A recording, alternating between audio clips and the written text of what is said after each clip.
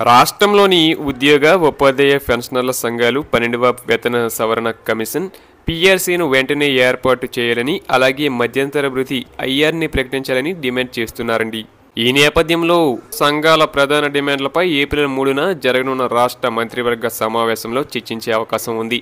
ఈ సమావేశంలో తీసుకునే నిర్ణయం కోసం ఉద్యోగులు ఆసక్తిగా ఎదురుచూస్తున్నారండి.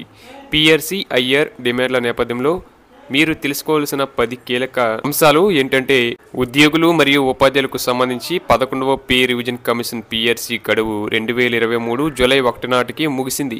తదుపరి 12వ పీఆర్సీని ఏర్పాటు చేయాల్సి ఉన్నప్పటికీ ఇంతవరకు ప్రభుత్వం ఎలాంటి చర్యలు తీసుకోలేదు.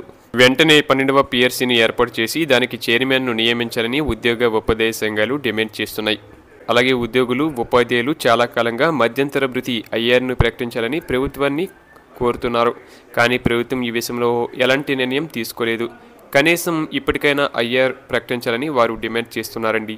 అలాగే ఇక ఉద్యోగులకు రావాల్సిన కరువు భత్యం డిఏ, పెన్షనర్లకు రావాల్సిన కరువు సవరణ భత్యం డిఆర్, అలాగే పీఆర్సీ బకాయిలను వెంటనే విడుదల చేయాలని ఉద్యోగ సంఘాలు డిమాండ్ చేస్తున్నాయి.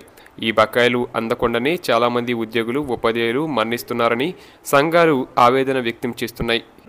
అలాగే గత పీఆర్సీలో తగ్గించిన అదనపు పెన్షన్ మొత్తాన్ని తిరిగి పునరుద్ధరించాలని డిమాండ్ చేస్తున్నారు. పాత పద్ధతి ప్రకారం 70 సంవత్సరాలు నిండిన వారికి 10%, 75 సంవత్సరాలు నిండిన వారికి 15% అదనపు పెన్షన్ ఇవ్వాలని కోరుతున్నారండి.